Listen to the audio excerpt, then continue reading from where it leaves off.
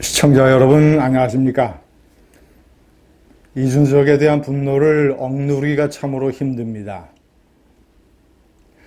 세상에 태어나서 군대도 제대로 안 갔다 오고 눈물 젖은 빵을 먹어본 적도 없고 직장에 들어가서 월급 봉투를 받기 위해서 피눈물 나를 고생을 해본 적도 없고 조직의 질서라는 것도 잘 모르고 그저 겉멋만 들어서 입만 나불나불대면서 이 나라의 대통령과 자신이 몸담았던 집권 여당의 침을 뱉고 있습니다. 어제 대구 기자회견에서는 망상까지 드러내 보였습니다. 첫 번째, 자신을 JP에게 비유를 했습니다.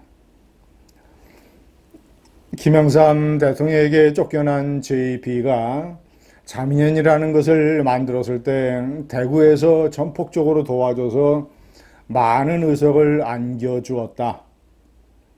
그래서 사실 김영삼 대통령이 JP를 쫓아낸 것을 후회하고 있다.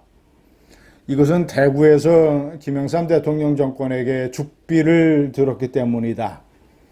이제 다시 대구가 죽비를 들어야 된다. 이런 식의 허무맹랑한 논리를 전개를 했습니다. 시청자 여러분, JP가 김영삼 대통령 세력에게 쫓겨나서 자민련을 만든 것은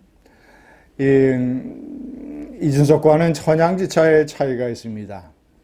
우선 첫째는 거기에는 이제 권력 투쟁도 투쟁이지만 어떤 이념적인 배경이 있습니다. 김영삼 대통령, 최영호를 태두로 하는 상도동 세력은 유신본당이라고 일컬어지는 JP의 도움을 받아서 대통령이 됐지만 일단 대통령이 되고 나서부터는 JP와 결별해서 나름대로의 어떤 문민정부 정체성을 확립해야 되겠다. 정당 이름도 바꾸고 당도 개혁을 하고 이런 식으로 그리고 최영호라고 하는 YS의 후계자가 되고자 하는 어떤 권력 의욕을 가진 이런 정치인의 권력 투쟁, 이런 측면이 있었습니다. JP가 YS의 뒤를 이어서 후계자가 되려고 한 것 아니냐라는 경계심과 위험과 이런 것들이 있었습니다. 첫째, 이준석은 윤석열의 후계자가 아니라 후계자의 발톱에도 미치지 못하는 인물입니다. 윤석열 세력, 이른바 이준석이가 얘기하는 윤핵관 세력이 그런 측면에서 이준석을 경계해야 될 이유가 아무것도 없습니다. 두 번째 중요한 차이는 JP는 2인자 처신을 확실히 해서 김영삼 대통령의 집권과 국정 운영을 철저하게 도왔습니다. 대통령 선거 때는 YS를 적극적으로 돕겠다고 하고 실제로 열심히 도왔습니다. JP의 도움이 없었더라면 YS는 대통령이 되지 못했을 것입니다. 이준석은 두 번이나 가출 파동을 벌이면서 깽판 일보 직전까지 갔었습니다. 집권 후에도 JP는 철저하게 YS를 떠받들며 아주 무난하게 2인자 처신을 해서 국정 운영이 원활하게 되도록 했습니다.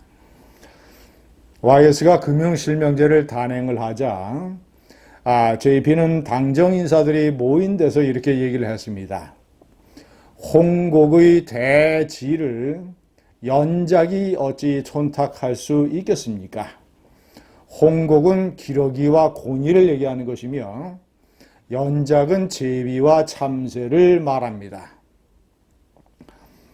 JP의 유명한 대사, 홍곡의 대지를 연작이 어떻게 촌탁할 수 있겠습니다까마는 그러나 금융실명제를 실시한 그 뜻을 철저하게 떠받들겠습니다. 이런 식으로 YS의 개혁 정치를 한껏 띄워주는 2인자 처신을 했습니다.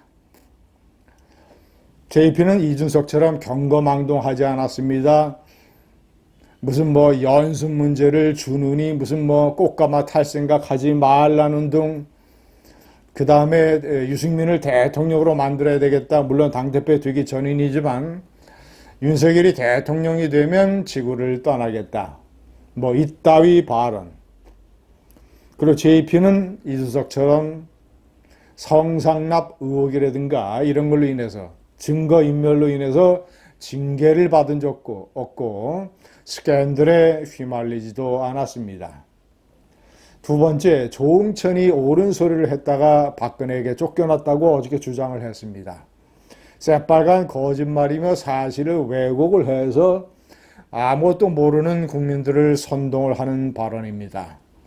조응천 공직기강 비서관과 박관천 경찰 출신의 두 사람은 찌라시 수준의 허위 문서를 만들어서 예를 들어서 뭐 아무런 권력 개입에 의혹이 없던 정윤의 옛날의 비서실장이 뭐 청와대의 십상시와 어울려서 김기춘 비서실장의 교체를 논했다. 뭐 이따위 발언.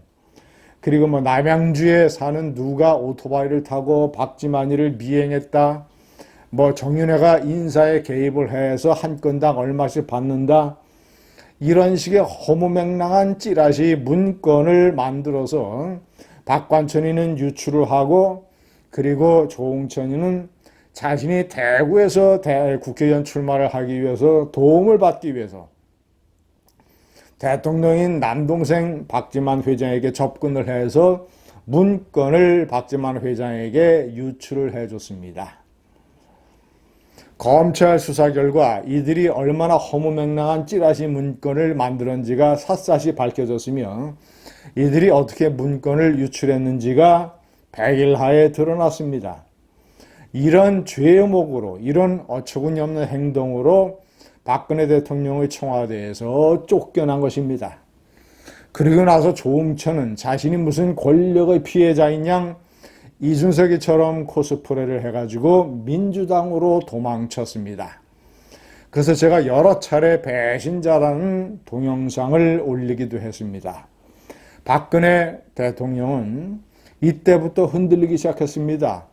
조응천과 박관천이 만든 허무맹랑한 찌라시 정보지 수준의 문건이 유출돼서 언론에 보도되지만 않았더라면 박근혜 정권이 그런 식으로 흔들리는 일은 애시당초 없었을 것입니다. 잘 모르는 사람들은 그저 뭐 정윤회다, 십상시다, 문고리다, 박지만이다 이런 얘기가 나오니까 사실상 그런 보고서에 최순실의 이름은 한자도 없었습니다. 허무맹랑한 거짓말에 박근혜 대통령 청와대가 흔들기 시작했고 이것이 비극으로 연결됐습니다. 이런 사실을 제대로 알지도 못하고 국민들에게 생중계로 왜곡 사실을 퍼뜨려서 선동하고 자신이 피해자 코스프레하는 어린 망상의 하룻강아지 이준석. 개탄이란 용어도 부족합니다. 감사합니다.